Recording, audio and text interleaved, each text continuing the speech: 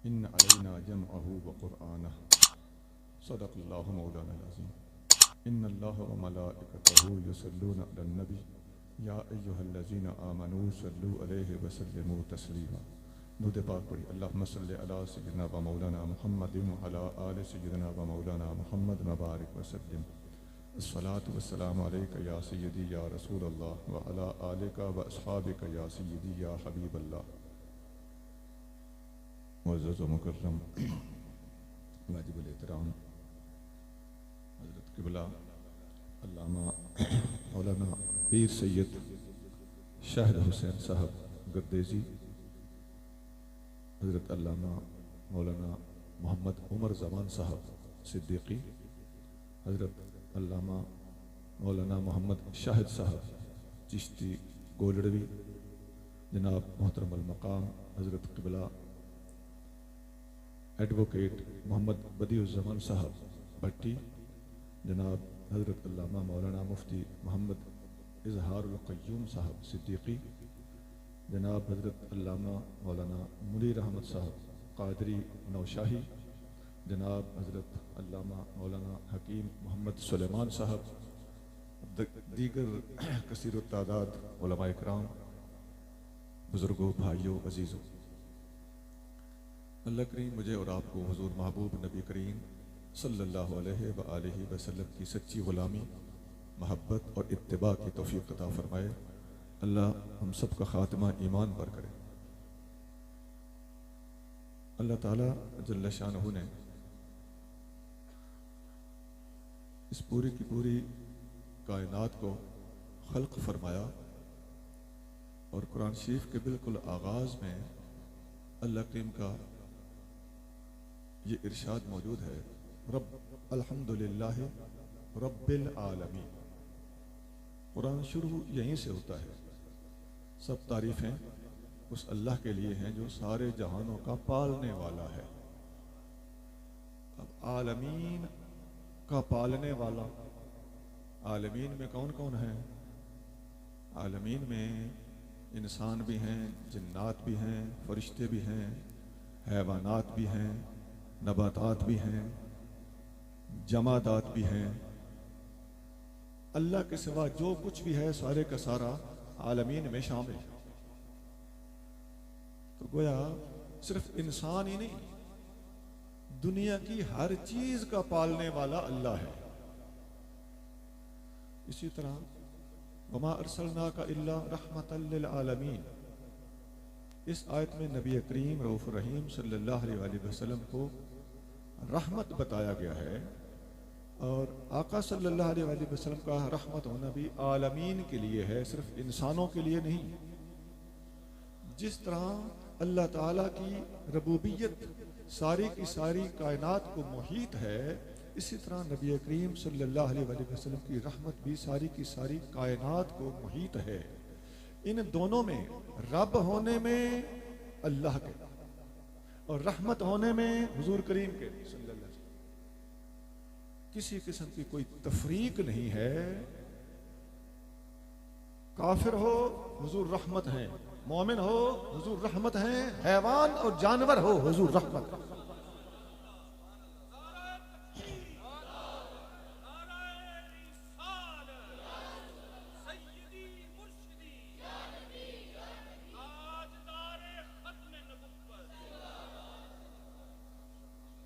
हदीस शरीफ में आता है, नबी करीम सल्लल्लाहु अलैहि वसल्लम फरमाया, अल खल्क़ अयालुल्लाह, तमाम मखलूक अल्लाह का अयाल है। अयाल तर्जमा करूं लफ्ज़ी तो इसको, ये कुंबे को अयाल कहते हैं। आपके और मेरे कुंबे की तरह अल्लाह का कुंबा नहीं होता कि उसकी खुदा न खास्ता कोई बीवी हो, खुदा न खास्ता कोई बेटा बेटी हो। लेकिन अयाल का लफ्ज़, अयाल का तर्जमा अयाल ही ज्यादा मुनासिब है, लेकिन मैं समझाने के लिए बता रहा हूं कि सारी मखलूक अल्लाह की, जैसे तुम्हारा हमारा कुंबा होता है, अल्लाह की सारी मखलूक अल्लाह का अयाल है। अब इसमें भी अल खल्क़ का लफ्ज़ है, रब्बुल आलमीन, रहमतुल लिल आलमीन, और ये हदीस अल खल्क़ अयालुल्लाह, इसको साथ रखिए, आपको पता चलेगा कि इन आयतों में भी और इस हदीस में भी सारी की सारी मखलूक की बात हो रही है। अभी काफिर, मोमिन और इंसान की तकसीम बाद में आएगी। पहले अल्लाह करीम जल्ल शानहू ने सारी की सारी मखलूकात को अपना अयाल करार दिया। हदीसों में आता है, बुखारी और मुस्लिम में ये हदीसें मौजूद हैं, नबी करीम रऊफ़ुर रहीम सल्लल्लाहु अलैहि वसल्लम ने इरशाद फरमाया कि एक आदमी ने कुत्ते को पानी पिलाया था, अल्लाह ने उसकी बख्शिश कर दी।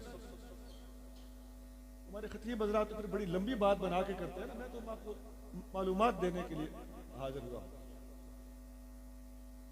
एक कुत्ते को पानी पिलाने से बंदा बख्शा गया, और एक बिल्ली को भूखा प्यासा बांध के रखने वाली औरत और बांधे बांधे बिल्ली को मार देने वाली औरत को अल्लाह ने जहन्नम में फेंक दिया। ये बुखारी मुस्लिम में हदीस है। तो कुत्ता क्या है? इंसान नहीं है, मखलूक है। बिल्ली क्या है? इंसान नहीं है, मखलूक है। एक ज़ईफ सी हदीस में यहां तक भी है कि एक आलिम दीन ने किताब लिखते वक्त स्याही का डोबा लगाया। उसने जब कलम दवात में से निकाला तो एक मक्खी उसके कलम के ऊपर आके बैठ गई। आलिम ने देखा कि शायद ये प्यासी है, उसने उसको स्याही चूसने दी, वो स्याही चूस के उड़ गई। उसने दोबारा डोबा लगा के लिखना शुरू कर दिया। अल्लाह करीम ने उस आलिम को, उस मक्खी को पानी पिलाने की वजह से माफ कर दिया।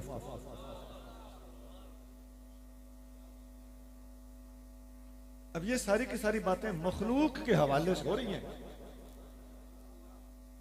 सुना, कुरान पढ़, हदीस पढ़ और इस्लाम की तालीमात पढ़, तुम्हें पता चलेगा कि इस्लाम ने अल्लाह की सारी मखलूकात को किस कदर अहमियत दी।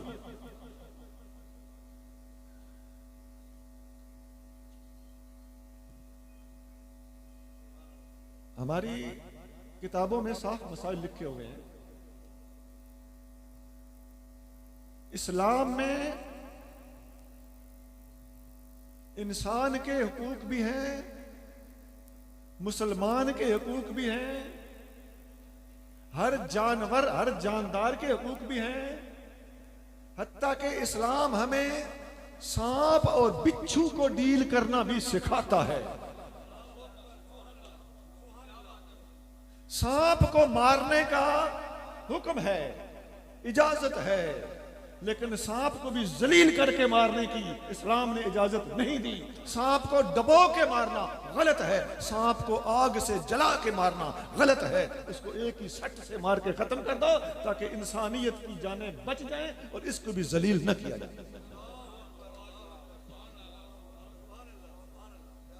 समझने वाले मेरी बात तक पहले ही समझ पहुंच गए होंगे। वो जो इंसानियत के ठेकेदार बने हुए हैं, तुम इंसानियत में फंसे हुए हो। इस्लाम मखलूकात की बात पहले करता है।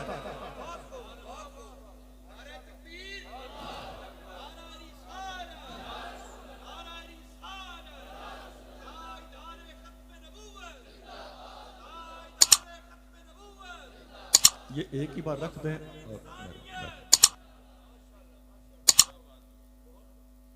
अब जरा याद कर लो, रब्बुल आलमीन को भी और रहमतुल लिल आलमीन को भी दोबारा याद कर लो, तुम्हें लग पता जाएगा कि इस्लाम की रहमतों का दायरा कितना वसी है।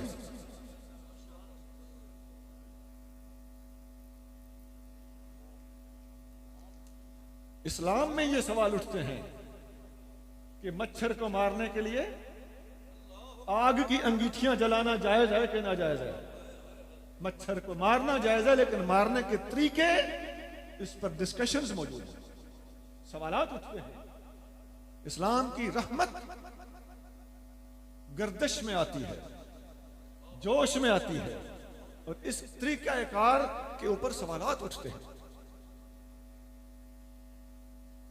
अब सारी की सारी मखलूकात को जो अल्लाह ने, अल्लाह के महबूब सल्लल्लाहु अलैहि वसल्लम ने अहमियत दी है, इसमें यहां तक हमारी किताबें बताती हैं कि एक जानवर को ज़बह करना हो तो दूसरे जानवर के सामने उसको ज़बह न किया जाए ताकि वो जानवर डर न जाए।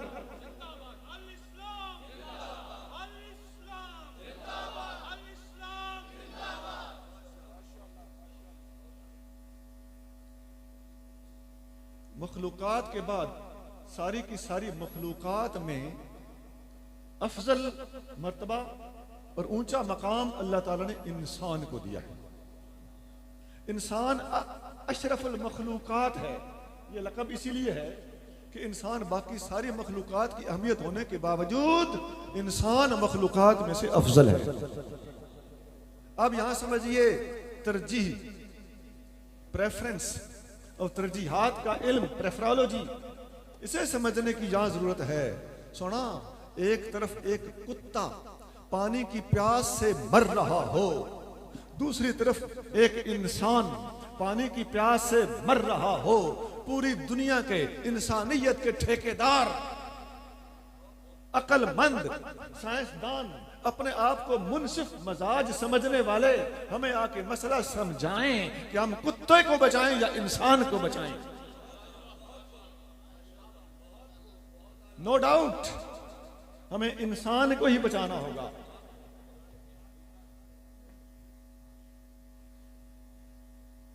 इंसान किसी को जरूरत नहीं है, कुत्ता मर रहा है तो फिर कुत्ते को जरूर पिलाओ। जिस तरह उस बंदे ने कुत्ते को पानी पिलाया और बख्शा गया, लेकिन क्या उसने किसी इंसान से छीन कर कुत्ते को पिलाया था? ऐसा नहीं, पानी वाफर मौजूद था, लिहाजा मखलूकात के हुकूक को मलहूज रखते हुए अल्लाह की मखलूक के ऊपर रहम किया गया। इंसान के बारे में अल्लाह ताला फरमाता है, जिस कुरान ने कहा है कि अल्हम्दुलिल्लाह रब्बिल आलमीन, उसी कुरान ने कहा है वलक़द कर्रमना बनी आदम। अल्लाह ताला ने आदम की औलाद को तमाम मखलूकात के ऊपर करामत, इज्जत और गलबा अता फरमाया। अब यहां बनी आदम का लफ्ज है, उधर आलमीन का लफ्ज था, और यहां बनी आदम का लफ्ज है। बनी आदम को तमाम मखलूकात के ऊपर अल्लाह ताला ने इज्जत और करामत और ज्यादा शराफत अता फरमाई है। अल्लाह ताला आपको ज्यादा खैर अता फरमाए। तकल्लुफ की बजाय एक ही बार रख दें तो मुझे अच्छा लगेगा। अल्लाह ताला आपको ज्यादा खैर अता फरमाए। बहुत शुक्रिया हौसला अफजाई का।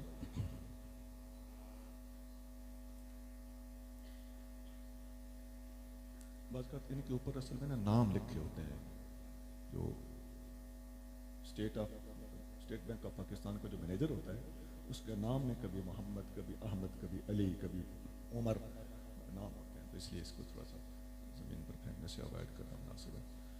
तवज्जो नहीं होती, कोई बात नहीं, खैर, अल्लाह ताला माफ़ करने वाला मेहरबान। अब यहाँ हम पहुंचे थे मखलूकात के बाद इंसानियत पर, और इंसान को अल्लाह ताला जल्ल शानहू ने सारी की सारी मखलूकात के ऊपर वो सुपरियरिटी अता फरमाई है कि इसको अल्लाह ताला जल्ल शानहू ने तमाम मखलूकात से बढ़कर मुकल्लफ बनाया है और अशरफुल मखलूकात करार दिया है। और जिस तरह हैवानात के बाद, हैवानात से ऊपर का दर्जा, तमाम मखलूकात के ऊपर का दर्जा इंसान के पास है, इसके अंदर मजीद कैटेगरीज, तकसीमात मौजूद है। भाई मखलूकात में आग, पानी, हवा, मिट्टी, पत्थर, लोहा, सब कुछ मौजूद है कि नहीं? वहां पर यह तकसीम है। मखलूकात के अंदर भी तकसीम है, मखलूक भी सारी एक जैसी नहीं है। तो इसी तरह इंसानों के अंदर भी तकसीम मौजूद है, इंसान भी सारे एक जैसे नहीं है। मखलूकात में मैंने बताया कि जमादात हैं, उनमें फिर नबातात हैं जो पत्थरों और लोहे से बेहतर है, और नबातात में फिर हैवानात है आगे, इनसे ऊपर। हैवानात में से इंसान बेहतर है, और इंसानों में से, आम इंसानों में से मुसलमान बेहतर है, मुसलमानों में से अल्लाह के वली बेहतर है, अल्लाह के वलियों में से अल्लाह के नबी बेहतर है, अल्लाह के नबियों में से हमारे मोहम्मद करीम बेहतर है सल्लल्लाहु अलैहि वसल्लम। जहां एक और गुजारिश भी काबिल तवज्जो है कि सारी की सारी मखलूक है, और ये जो चलते फिरते मखलूकात हैं इनको हैवानात कहा जाता है। और इंसान को हैवान नातिक कहा जाता है, गुफ्तगू करने वाला हैवान। और इस इंसान में सबसे अफजल हस्तियों का नाम अंबिया अलैहिस्सलाम है। जिस तरह मखलूक होने में सब बराबर हैं, मखलूक होने में सारी मखलूकात और इंसान बराबर हैं, मखलूक तो सारे हैं, तो मखलूक होने में इंसान और दूसरी मखलूकात मखलूक होने की हद तक तो बराबर हैं, लेकिन मकाम का फर्क है कि नहीं? तो इसी तरह इंसान होने में भी इंसान और मुसलमान इंसान होने की हद तक बराबर हैं, लेकिन मकाम का फर्क है कि नहीं? और इसी तरह मुसलमान, आम बशर और नबी इंसान होने की हद तक तो बराबर हैं, लेकिन मकाम और मर्तबे का फर्क है कि नहीं? तो ये गर हिफ्ज़ मरातिब नकुनी ज़ंदीकी। अगर तुम नबियों को अपने जैसा कहोगे, अपने से ऊपर वालों को अपने जैसा कहोगे, तो फिर तुम्हें अपने से नीचे वालों के भी बराबर ठहरना पड़ेगा।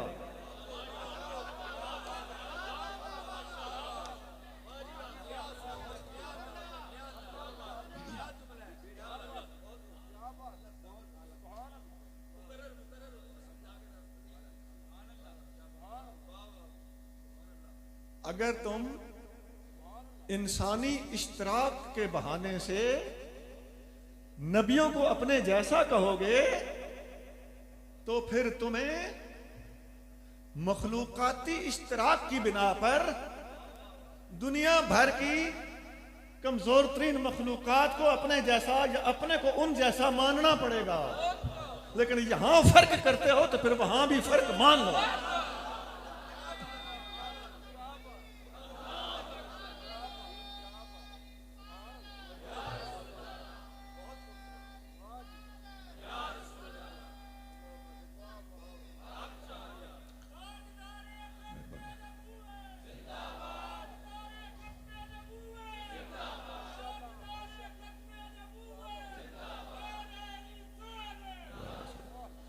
जामे तिर्मिज़ी में एक हदीस है, नबी करीम रऊफ़ुर रहीम सल्लल्लाहु अलैहि वसल्लम ने इरशाद फरमाया कि जब अल्लाह ताला ने ज़मीन को बनाया तो ज़मीन लरज़ने लगी, जालत तमतद्दु, वो बढ़ने लगी।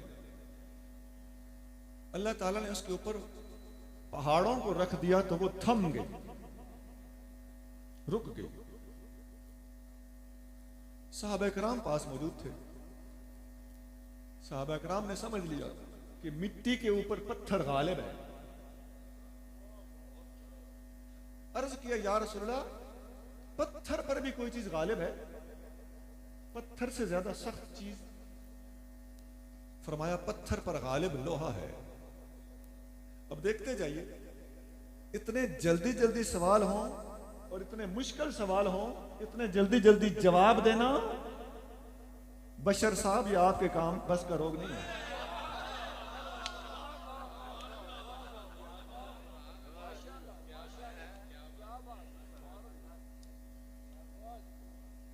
सवाल हो रहा है कि महबूब करीम, पत्थर पर गालिब कोई चीज है? फरमाया, लोहा। सोचना नहीं पड़ा। अर्ज किया गया, या रसूलल्लाह, लोहे पर गालिब कोई चीज है? फरमाया, आग। सोचना नहीं पड़ा।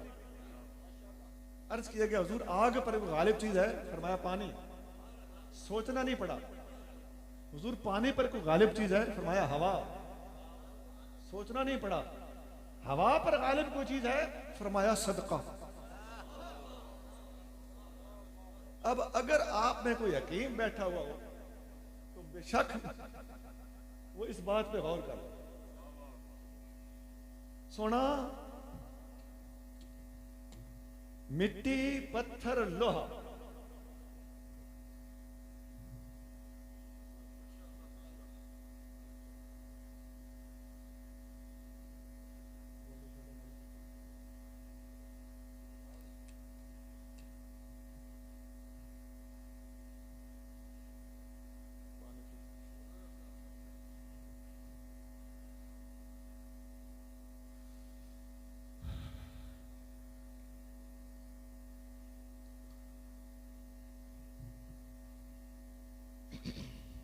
इन बुजुर्गों का एहतराम अल्लाह करीम जल्ल शानहू के एहतराम के हवाले से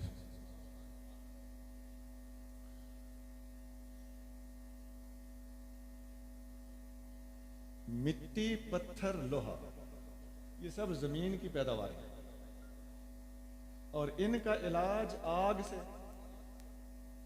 ये मिट्टी, पत्थर, लोहा, इनका ताल्लुक सौदा से है। इसका इलाज आग से, इसका इलाज सुफरा से है। सुफरा का इलाज, आग का इलाज पानी से, सुफरा का इलाज गोया के बलगम से है, पानी से, पानी बढ़ा देने से।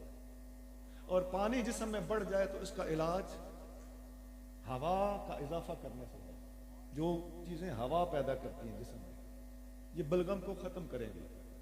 तो गोया सौदा का इलाज सुफरा से, सुफरा का इलाज बलगम से, बलगम का इलाज फिर सौदा से, यूं सर्कल चलता है। ये तीन चीजें इस हदीस के अंदर नबी करीम सल्लल्लाहु अलैहि वसल्लम ने डॉक्टरों, हकीमों और तबीबों के लिए मशअले राह के तौर पर बयान फरमाया। पढ़ लो जाके मेरे आका की हदीस तिरमिज़ी शरीफ में मौजूद है। इसी आग, पानी और हवा को हकीम लोग सुफरा, बलगम और सौदा कहते हैं।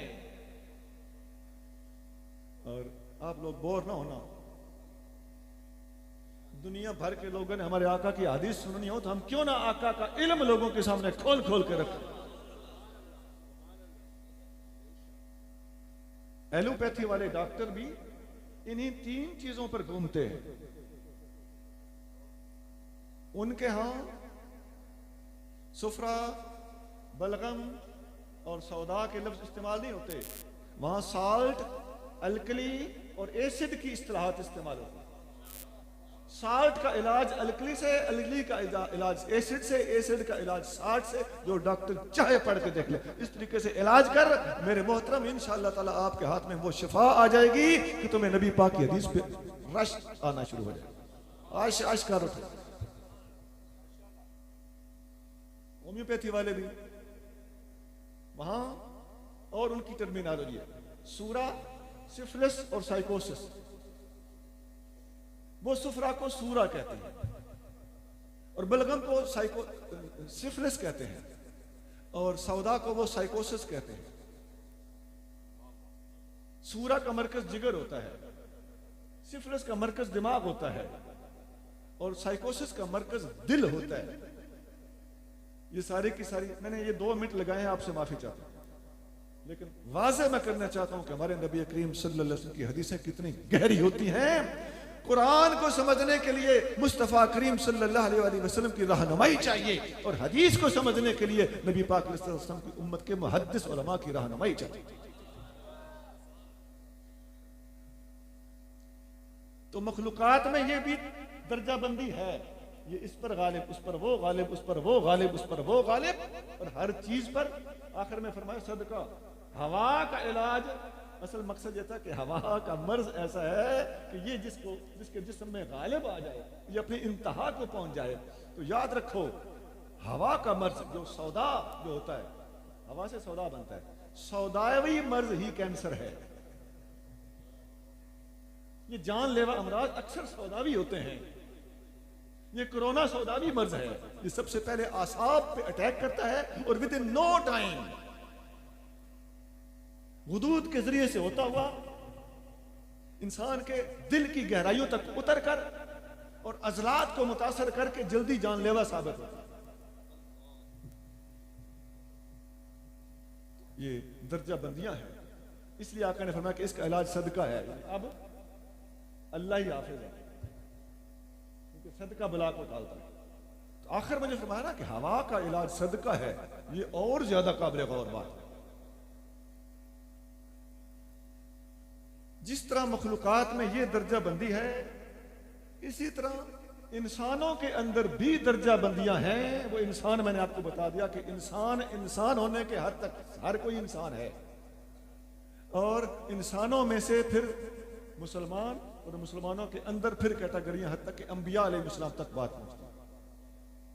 तो मखलूकात में दूसरा नंबर और ऊपर का दर्जा, दूसरा नंबर में नीचे से ऊपर को बता रहा हूं। असेंडिंग ऑर्डर, डिसेंडिंग ऑर्डर नहीं, बतरतीबे सऊदी, नुज़ूली नहीं।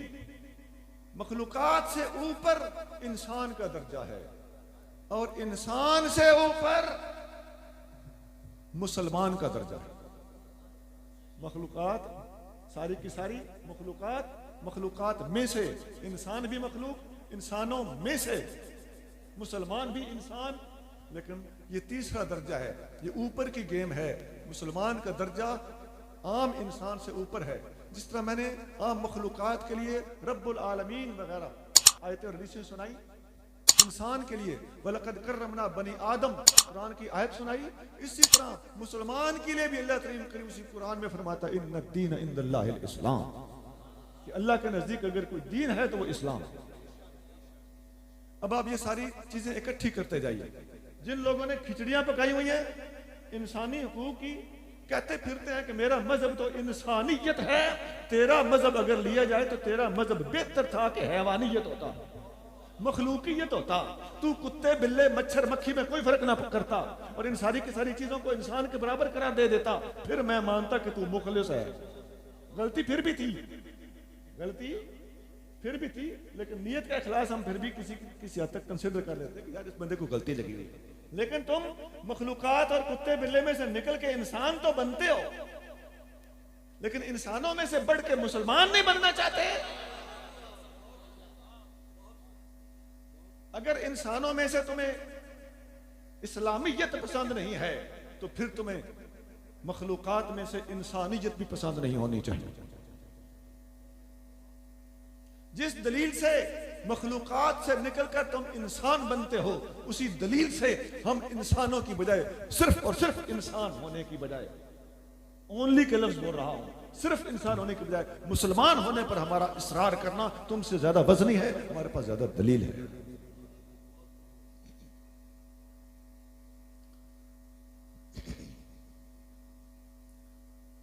नबी करीम सल्लल्लाहु अलैहि वसल्लम ने इरशाद फरमाया कि एक मुस्ताजिर, एक आदमी ने मजदूरी पर किसी से काम लिया, सुबह से लेके जोहर तक मजदूर से मजदूरी कराई और उसे 1 दिरहम मजदूरी दे दी। फिर एक दूसरी कौम को लेकर, दूसरे मजदूर को लेकर जोहर से असर तक मजदूरी कराई, उसको भी 1 दिरहम दे दिया। फिर तीसरे मजदूर से असर से मगरिब तक मजदूरी कराई, उसको भी 1 दिरहम दे दिया।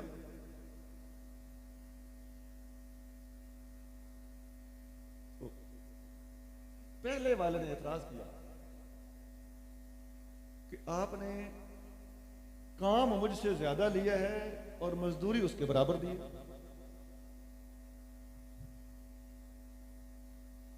एक हदीस में इस तरह भी है, नबी करीम सल्लल्लाहु अलैहि वसल्लम ने एक मजदूर का जिक्र किया है। एक हदीस में बाकायदा नाम लेके फरमाया कि सुबह से लेके जोहर तक अल्लाह ने यहूदियों से मजदूरी कराई और जोहर से लेके असर तक अल्लाह ने ईसाइयों से मजदूरी कराई और असर से लेके मगरिब तक अल्लाह ने मुसलमानों से मजदूरी कराई। और मजदूरी की जो मिकदार है वो भी ज्यादा है, पहले को 1 दिरहम और दूसरे को 2 दिरहम। तो अल्लाह ताला पर उस बंदे ने सवाल किया, यानी यहूदियों ने सवाल किया कि आपने हमारा टाइम ज्यादा और मजदूरी थोड़ी दी है और बाद वालों का टाइम थोड़ा और मजदूरी डबल दी है। तो अल्लाह ताला ने फरमाया तुम्हारी मजदूरी 1 रुपया बनती थी कि नहीं?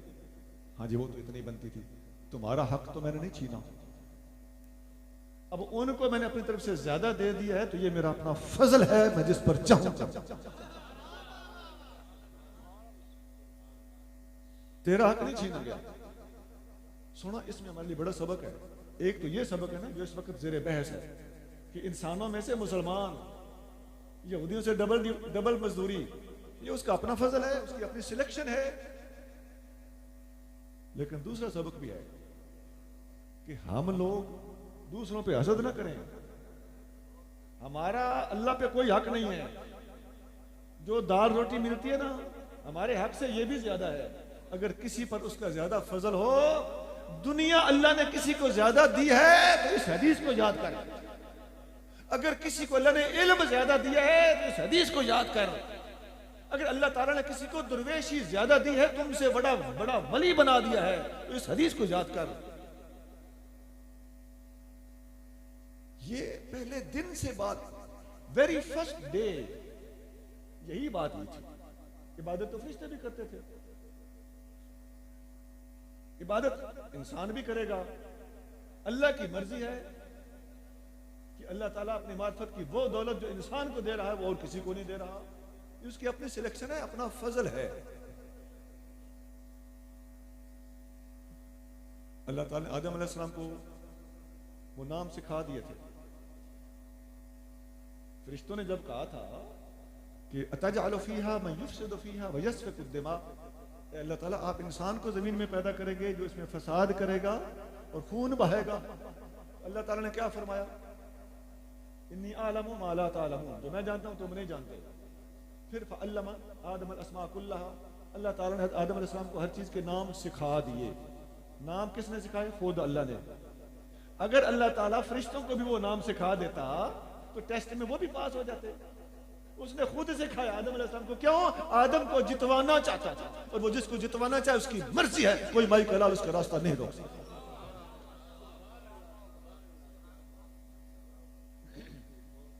ज़ालिका फ़ज़लुल्लाह युतीहि मन यशा, इसका फजल है जिस पर चाहे कर दे।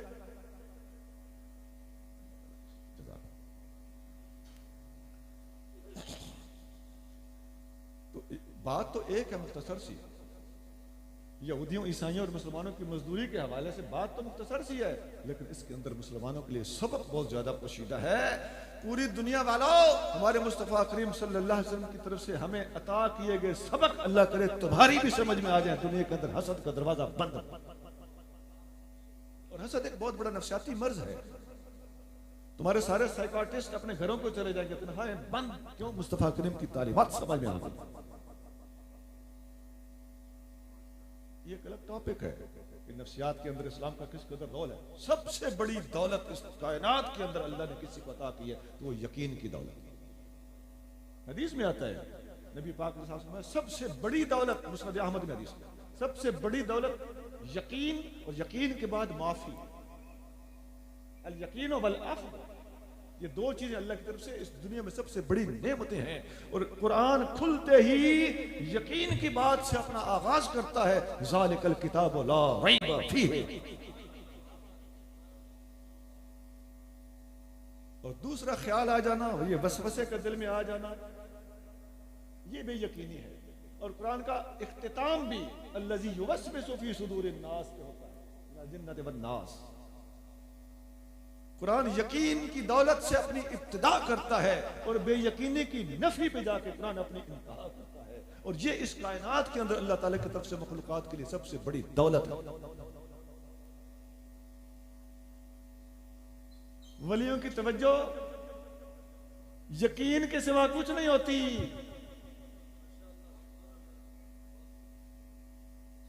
कंसंट्रेशन यकीन के सिवा कुछ नहीं होती। नबी पाक फरमाते हैं, अल्लाह से दुआ मांगो जज्म के साथ, कबूलियत के यकीन के साथ दुआ मांगो। ढिल्ली ढिल्ली दुआएं ना मांगा करो, चाहो तो कर दो, चाहो तो ना करो। हुजूर मना फरमा रहे हैं।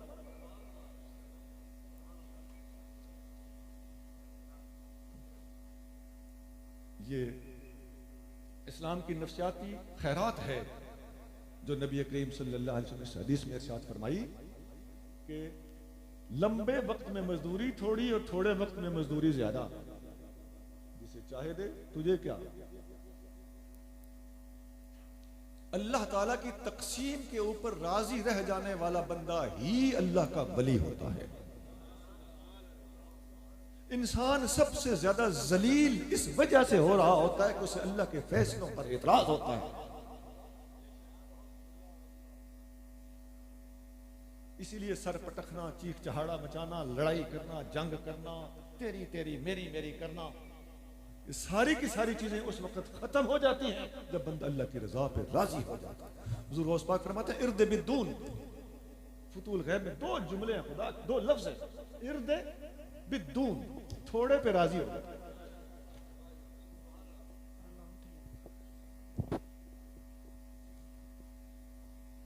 अब इंसान मखलूकात में से अल्लाह ने इंसान को चुना, इंसानों में से अल्लाह ताला जल्ल शानहू ने मुसलमान को चुना। और हर चीज पर मैं आयतें पेश कर रहा हूं। और मुसलमान में से अल्लाह उसके रसूल ने अहले सुन्नत को चुना।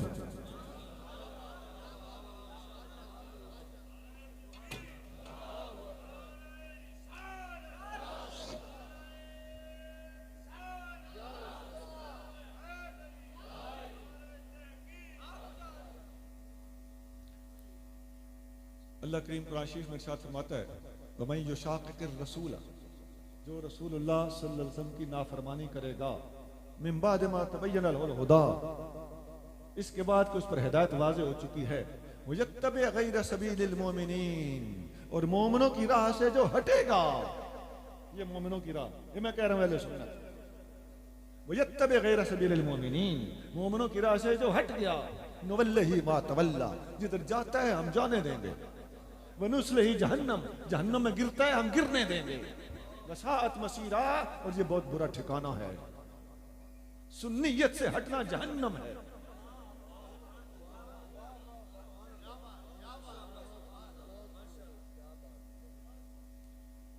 ये कुरान है, इसके साथ वो हदीस भी लगा लीजिए। आका ने फरमाया मेरी उम्मत में इतने 73 फिरके होंगे, और हक पर कौन सा होगा? फरमाया मा आना अलैहि व अस्हाबी, जामे तिरमिज़ी में हदीस है, जिस रास्ते पर मैं हूं और मेरे सहाबा हैं वो जन्नतियों का रास्ता है, वो फिरका नाजिया है, नजात पाने वाला तबका है। मा आना अलैहि, जिस पर मैं हूं, सुन्नत, व अस्हाबी, जिस पर मेरे सहाबा हैं, जमात। ये अहले सुन्नत व जमात का नाम बाकायदा इस हदीस से माखूज है, साफ नजर आता है, उभरता हुआ नजर आता है। और जिस तरह मैंने पिछले सारे स्टेप्स बताए हैं आपको, वहां भी इश्तिबा लोग देते हैं कि नहीं देते, चक्करबाजी। तो अहले सुन्नत के हवाले से भी फरेबकारियां, चक्करबाजियां लोग देते हैं। अहले सुन्नत व जमात, इसका मतलब है कि जमात को छोड़ने वाला सुन्नियों से निकल जाता है, और सुन्नत और जमात का कारबान रहने वाला सही माना में सुन्नी होता है। सुन्नियत का लेबल लगा लेने से सुन्नी नहीं बनता। हम किताबें पढ़ सकते हैं, हमारे पास मौजूद हैं, जमात किस तरफ है और शाज कौल किस तरफ है, यकीन किस तरफ है और तशकीक किस तरफ है, मुहकमात किस तरफ है और मुतशाबिहात किस तरफ है। हुजूर करीम सल्लल्लाहु अलैहि वसल्लम उम्मत को तशकीक में मुब्तला करने की साजिशें करने वालों को इस बात पे गौर करना पड़ेगा कि एक आध कौल हर मौजू पे मिल जाता है। एक आध बकवास यजीद के हक में लोगों ने की हुई है कि नहीं की हुई? एक आध बकवास नबी करीम सल्लल्लाहु अलैहि वसल्लम की उम्मत के हर वली के खिलाफ आपको मिल जाएगा। ऐसा है कि नहीं है? उनके जमाने के लोगों ने कुछ ना कुछ यक्कड़ मार दिया होगा। मैं इसकी ज्यादा मिसालें नहीं देना चाहता, लेकिन हम इन बातों को क्या कह रहे हैं? बकवास। तो जो बकवास या गलत बात है, गलत बात मेरी मुराद है, एक लफ्ज में ज्यादा दोहराना नहीं चाहता। एक आध बात को, एक आध कौल को, वो कौल हमने अक्सर देखा है कि किसी बदमज़हब का होता है, जिसे ये पकड़ के उसकी शादी करना शुरू कर, परनावण लग, या उस कौल को इन्होंने समझा ही नहीं होता, या वो बदमज़हब का होता है, या उसको इन्होंने समझा नहीं होता, फरेब दे रहे होते हैं। भाई हर कौल किताबों में एक आध कौल मिल जाएगा, अच्छों के खिलाफ मिल जाएगा, बुरों के हक में मिल जाएगा। तो ये लोग वो हैं जो एक आध कौल लेकर उम्मत के अंदर तबाही मचाना चाहते हैं। ये वही दुश्मने इंसानियत हैं जो हैवान बनने की बजाय इंसान बनते हैं, लेकिन इंसान से बढ़कर मुसलमान नहीं बनना चाहते। उसी तरह ये लोग भी उसी तशकीक का शिकार हैं कि ये अहले सुन्नत का लिबादा ओढ़कर एक आध कौल को तरजीह देना चाहते हैं।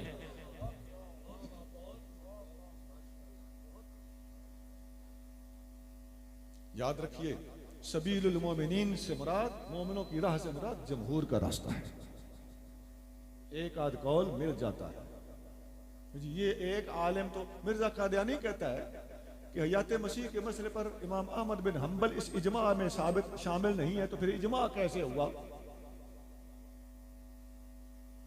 अब ये इन लोगों से मैं माजरत खा हूं, एक आध कौल कादियानी भी उठाए करता है कि हयात मसीह पर इजमा कैसे है, जबकि इमाम अहमद बिन हम्बल उसमें शामिल ही नहीं है।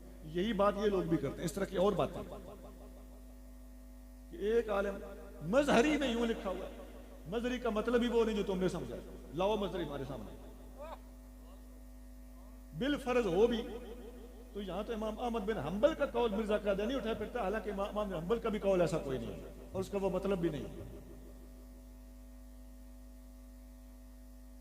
सुना?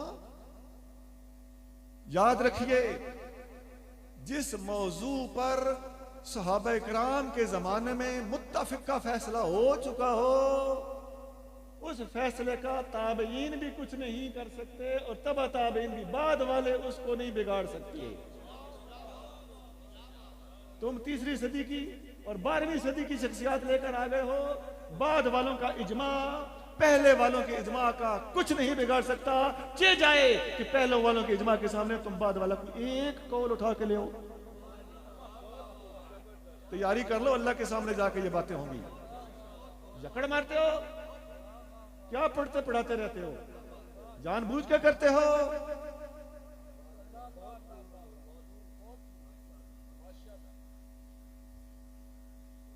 वो एक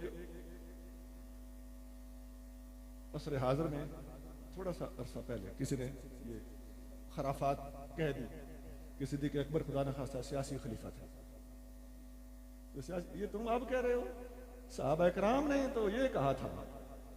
मौला मुर्तज़ा रज़ियल्लाहु तआला अन्हु ने फरमाया कि फमन रादियहु रसूलुल्लाह सल्लल्लाहु अलैहि वसल्लम लिदीनना अफला नरदाहु लिदुनियाना। मेरे सामने हुजूर ने अबू बकर सिद्दीक को मुसल्ले पे खड़ा किया था, और जिसे रसूलुल्लाह ने हमारा दीन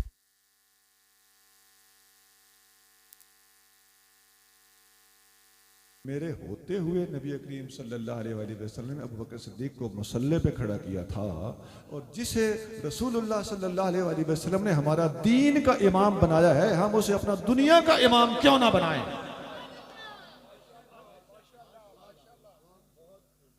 पता चलता है कि सिद्दीक़ अकबर दीन का भी इमाम है, सिद्दीक़ अकबर दुनिया का भी इमाम है।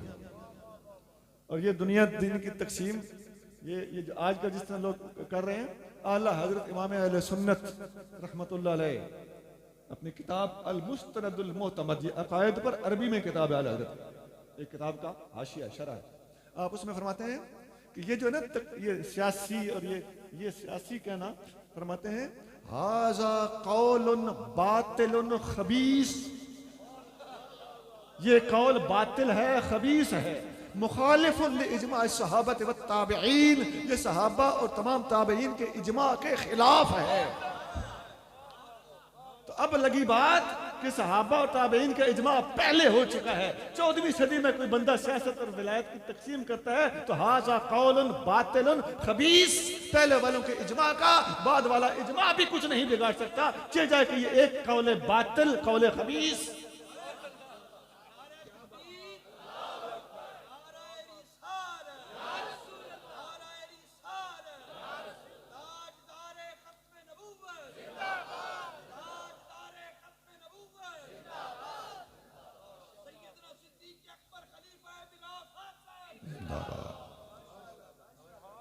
हजरत पीर सैयद नसीरुद्दीन शाह साहब गोलड़ी का एक जुमला मैं आपको अर्ज करने लगा। उनकी किताब है राह रस्म मंजिल हा, उसका सफ़ा नंबर है 236, 236। उस पे आप इरशाद फरमाते हैं कि सिद्दीक अकबर ने नबी करीम सल्लल्लाहु अलैहि वसल्लम के ऐलान नबुव्वत के इब्तदाई दिनों में जो 2 लफ्जी तस्दीक की थी, तराजू के एक पलड़े में वो 2 लफ्जी तस्दीक रख दी जाए और तराजू के दूसरे पलड़े में पूरी उम्मत का सरमाया ईमान रख दिया जाए, जिसमें तमाम सहाबा और तमाम अहले बैत, ये लफ्ज हैं जी, सफा 236, राह रस्म मंजिल, हाँ, तमाम सहाबा का लफ्ज भी है, तमाम अहले बैत का लफ्ज भी है, और क़यामत तक के गौसो कुतुब सबका दूसरे पलड़े में सरमाया ईमान रख दिया जाए, तो बखुदा मेरे सिद्दीक का पलड़ा भारी है।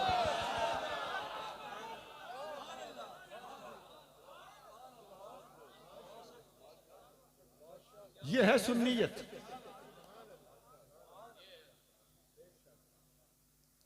बाकी कोई शेर और शायरी आजकल तो हमारे स्टेज के ऊपर हमारे सामने ही आके इन शायरों ने एक अत खड़ी की।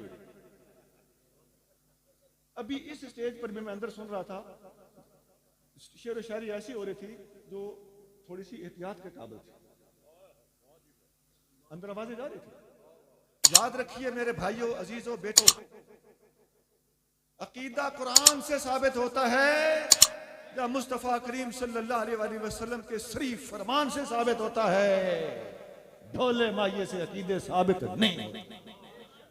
इधर आके कोई शायर कुछ शायरी करने लगे, आप लोग पहले यकीन कर लिया, कोई मोहब्बत की बात करेगा तो ठीक है, लेकिन अकीदे की बात करेगा, खुदारा इसकी बात को न मारना, शायर अक्सर झूठे होते हैं। हर कोई हसन बिन साबित भी नहीं होता और हर कोई अहमद रजा खान भी नहीं होता।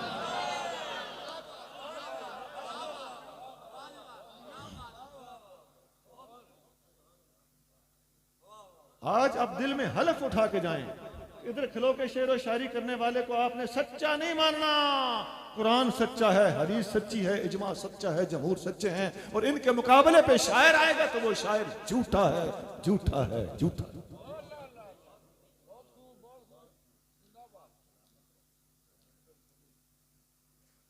अब तक मैंने जितनी बातें बताई हैं, मखलूकात में इंसान, इंसानों में मुसलमान, मुसलमानों में अहले सुन्नत। मेरी गुफ्तगू का एक हिस्सा खत्म हुआ।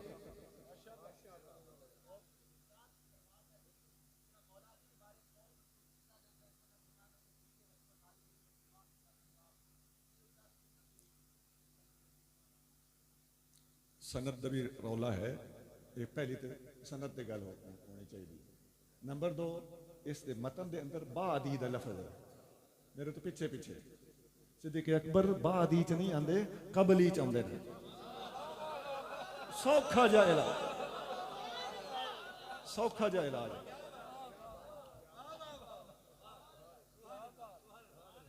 कबल और बादी फर्क होता है। अच्छा,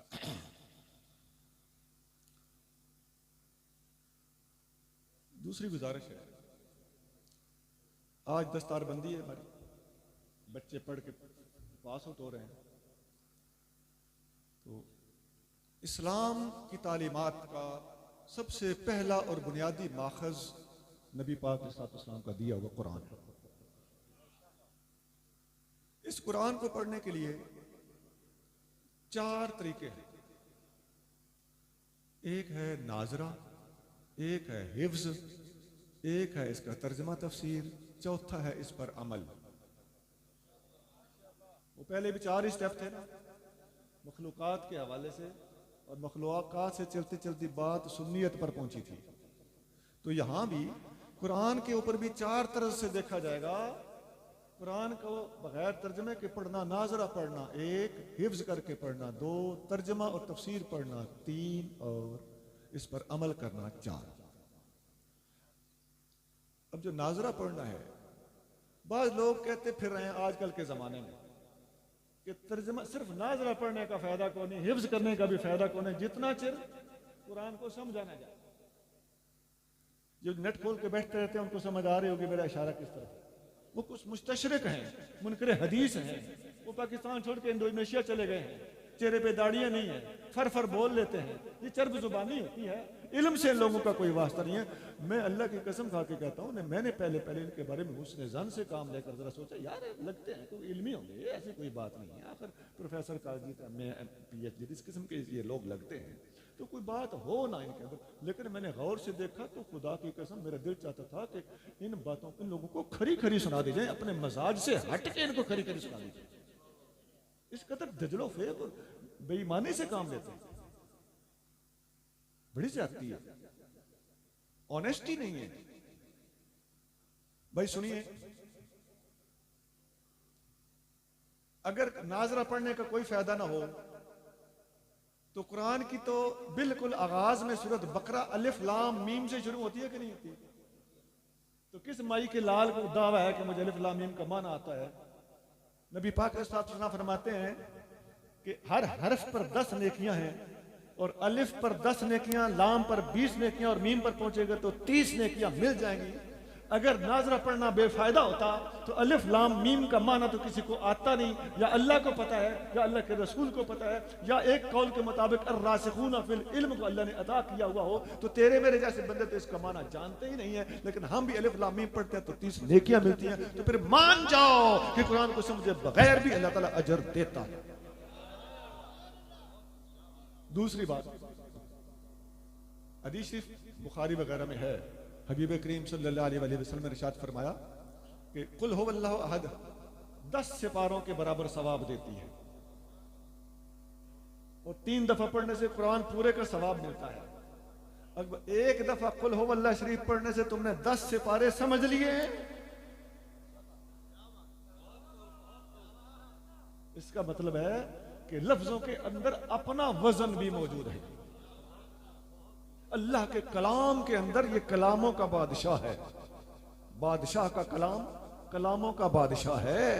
तो ये बादशाहों के कलाम, ये तो समझने बगैर काम नहीं चलता, लेकिन अल्लाह ताला का कलाम समझे बगैर भी अजर मिलता है। एक और आयत में अल्लाह करीम इरशाद फरमाता है, ला यमस्सुहु इल्लल मुतahharun, कुरान को सिर्फ वो हाथ लगाएं जो पाक हों। अब कुरान को अगर समझे बगैर इसका कोई फायदा ना था, तो फिर लफ्जों को हाथ लगाने से कुरान की बेअदबी क्यों हो जाती है? पता चलता है लफ्जों के अपने अंदर भी वो बरकत वो मौजूद है कि जिसका अदब हर मुसलमान पर लाजिम है। ये तो नहीं फरमाया कि जो कुरान को समझता है वो कुरान को हाथ ना लगाए, समझता है तब भी हाथ ना लगाए, और नहीं समझता तब भी बेवुजू हाथ ना लगाए। हाँ, ये जरूर है कि नाजरा से बेहतर हिफ्ज है।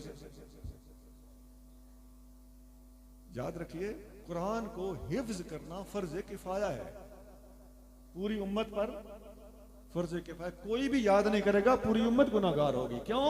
कुरान की हिफाजत का सबसे पहला और बुनियादी जरिया हिफ्ज ही है। नबी पाक अलैहिस्सलाम के सीने में कुरान उतारा गया, किताब पर नहीं उतारा गया, कागजों पर नहीं उतारा गया। ये तो बाद में महफूज कर लिया गया, इस वक्त वो हमारी जरूरत बन चुकी है, वो दुरुस्त है, ये नुस्खे पर हक है जो आज हमारे पास हैं। लेकिन मैं बात कर रहा हूं कि इसकी बेस, इसका ओरिजिनल बेसिक इनिशियल, इसकी मुहाफिजगाह, हिफाजत गाह कौन सी है? वो नबी पाक साहब का सीना है। इन्नहु नज़्ज़लहु अला क़ल्बिक, महबूब कुरान हमने आपके सीने पे नाज़िल किया, आपके दिल पे नाज़िल किया।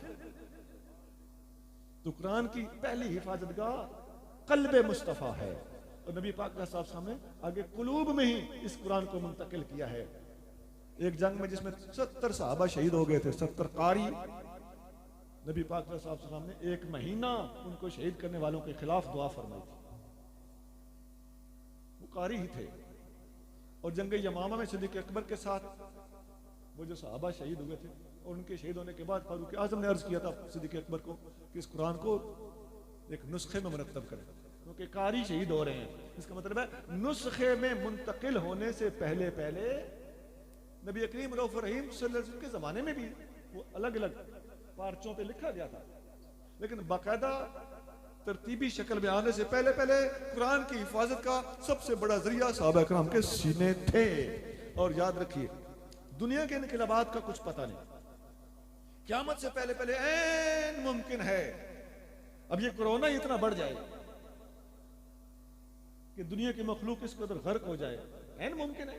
अल्लाह ताला हिफाजत फरमाए सबकी। तो क्या जब पूरी दुनिया में कोई ऐसी या इसके अलावा कोई और वबा, कोई बीमारी, कोई जलजला, कोई तूफान, कोई सैलाब,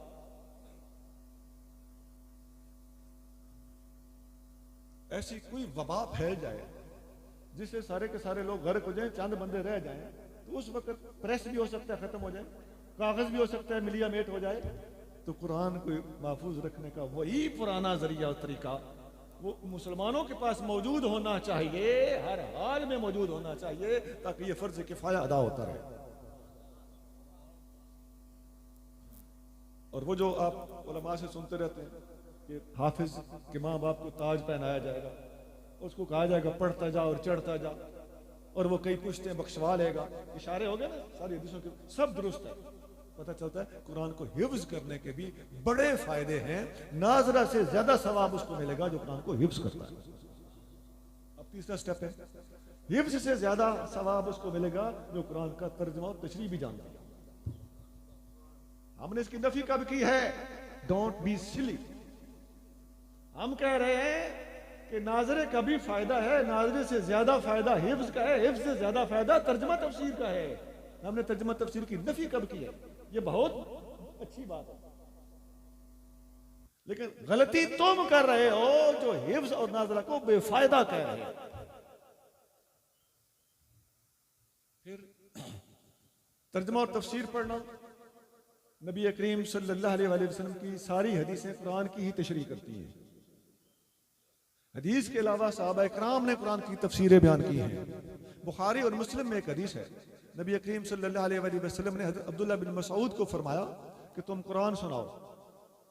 इकरा, अर्ज किया अकरा मुनज़िल अलैक, या रसूल आप पर नाज़िल हुआ और मैं पढ़ूं? अदब की वजह से झिझक गए। फरमाया अश्तही अन अस्मा मिन गैरी, मेरा दिल चाहता है कोई और पढ़े और मैं सुनूं। ये बुखारी और मुस्लिम हदीस है। वैसे जाते जाते एक और बात भी सुन लें, ये जो हमें इधर महफिल में आ जाते नहीं जी मेरी फरमाइश पे कलाम पढ़े, भाई फरमाइश पे कलाम, आम कलाम और शेर और शायरी की बजाय कुरान सुनने की फरमाइश करना मुस्तफा की सुन्नत है। कभी यूं भी कहा करो फलां रकू सुनाओ, फलां सूरत सुनाओ, और ये हदीस बुखारी मुस्लिम है। याद रखिए नबी पाक ने 3 फरमाइशें की हैं, उसके अलावा कोई नहीं। या आपने कुरान सुनने की फरमाइश की है, बुखारी मुस्लिम, अभी सुना रहा हूं हदीस, इब्न मसऊद को फरमाया पढ़ो मैं सुनना चाहता हूं।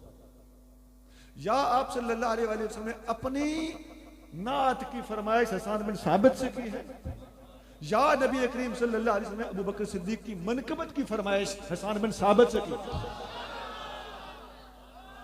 खुदा की अजमत की कसम, नबी पाक अलैहिस्सलाम ने मनकबत की हद तक बात करने लगा हूं, सिद्दीक अकबर के अलावा किसी की मनकबत की फरमाइश नहीं की, नहीं की, नहीं की।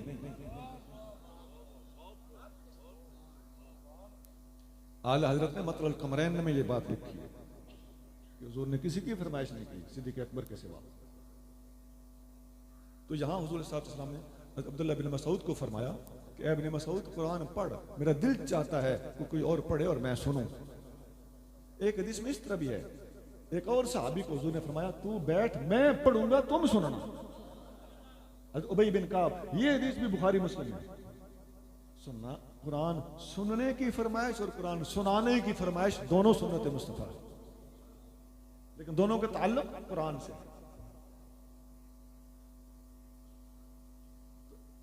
मुस्तदरक में आगे हदीस और सही सनद के साथ मुफस्सल मौजूद है, उसके अंदर ज़ियादत मौजूद है।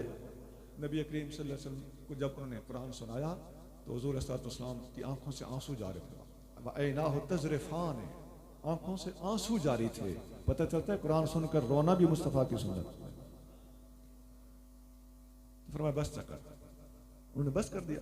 फरमाया अब जो तुमने पढ़ा है इसकी तफसीर बयान करो। इब्न मसऊद को फरमाया, इब्न मसऊद ने उसकी तफसीर बयान की। नबी पाक अलैहिस्सलाम ने फरमाया अब्दुल्ला बिन मसऊद कुरान की जो तफसीर मेरी उम्मत को बताए मैं मोहम्मद उस पर राजी हूं। सुना, इल्म के मैदान में मुख्तलिफ सहाबा के मुख्तलिफ कमालात और नबी पाक की तरफ से दिए गए एजाजात को याद रखो। इल्म किस किस सहाबी के पास कितना है, बहुत से लोग इस बारे में कंफ्यूज्ड हैं और कुछ बातें बताते हैं और कुछ नहीं बताते।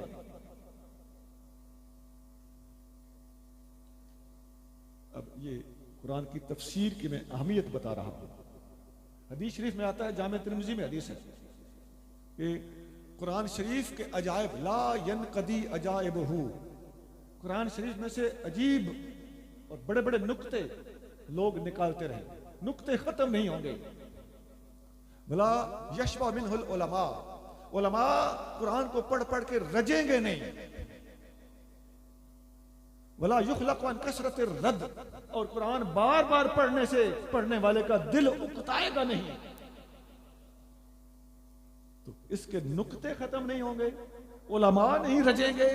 पता चलता है कि कुरान की तफसीरें क़यामत तक होती रहेंगी। ये जो अब भी तफसीरें हो रही है ना, उसकी यही वजह होती है, जैसे जमाना बदलता है कुरान की तशरीह और तफसीर नए नए नुक्ते फराहम करती है।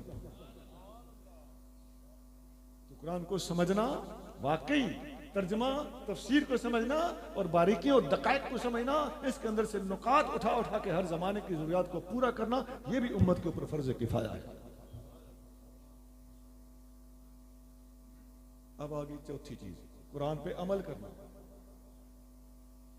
और कुरान के अंदर जितनी आयतें हैं ना, और या मलून और तामलून वाली, वो सारी की सारी ज़हन में रख लें, आपको समझ आ जाएगी कि कुरान के ऊपर अमल करना कितना जरूरी है। लिमा तक़ूलून मा ला तफ़अलून, वो जो करते नहीं हो वो कहते क्यों हो। तो कुरान का असल मकसूद ही इंसान को अमल की राह पे, अमल अकीदा सही हो और इंसान बाअमल हो। तो कुरान को अमल में लाना ही असल में इल्म नाफे है। अल्लाह करीम ने कुरान शरीफ में अपने महबूब सल्लल्लाहु अलैहि वसल्लम के साथ फरमाया, वक़ुल रब्बि ज़िदनी इल्मा, महबूब मुझसे इल्म मांगा करे। तो हुजूर ने दुआ फरमाई। अब वो दुआ सुनो, अल्लाह ने हुक्म दिया है रब्बि ज़िदनी इल्मा कहो, हुजूर कहने लगे, आप सुनिए। इसी तरह नहीं कह दिया, फरमाया अल्लाह मनफानी बिमा अल्लमतनी व अल्लिमनी मा यनफाउनी व ज़िदनी इल्मा। इस हदीस का मतलब, ये मिशकात में मुझे इसका मतलब है, ए अल्लाह जो इल्म तूने मुझे दिया है उससे मुझे नफा पहुंचा, मुझे नफे वाला इल्म दे और मेरे इल्म में इजाफा फरमा। अब इजाफा फरमा, नफा हो तो इजाफा फरमा। एक और हदीस में आता है, नऊज़ु बिल्लाहि मिन इल्मिन ला यनफअ, हम अल्लाह की पनाह में आते हैं ऐसे इल्म से जो नफा ना देता हो। इल्म नाफे, ये हुजूर करीम सल्लल्लाहु अलैहि वसल्लम ने अपनी उम्मत से, अपने रब से मांगा है और अपनी उम्मत को यही इल्म मांगने का सबक दिया है। अब यहां एक खास गुजारिश है, वो जो लोग कहते फिरते हैं कि कुरान जब तक तशरीह ना आती हो, तफसीर ना आती हो, माना ना आता हो, कुरान नाजरा पढ़ने और हिफ्ज करने का कोई फायदा नहीं। हम उन लोगों की तवज्जो दिलाना चाहते हैं, आप भी जरा गौर से सुनिए ये बात। अगर नाजरे का और हिफ्ज का तर्जमा समझे बगैर कोई फायदा नहीं, तो फिर आप मान लीजिए कि अमल किए बगैर तर्जमे का भी कोई फायदा नहीं। तर्जमा और तफसीर आता हो और अमल ना हो तो फिर फायदा कोई नहीं। और क्या ये जो लोग कहते फिरते हैं कि नाजर हिफ्ज का फायदा कोई नहीं, क्या ये हलफ दे सकते हैं कि पूरे के पूरे कुरान पर कमा हक को हूं ये लोग अमल पैरा हैं? अगर तुम्हारी अमली कमजोरियों के बावजूद तुम्हारी तफसीर तुम्हें काम दे सकती है, तो फिर तफसीरी और तर्जमे की कमजोरी के बावजूद हम जैसे गुनाहगारों का नाजरा पढ़ना भी हमें फायदा दे सकते है।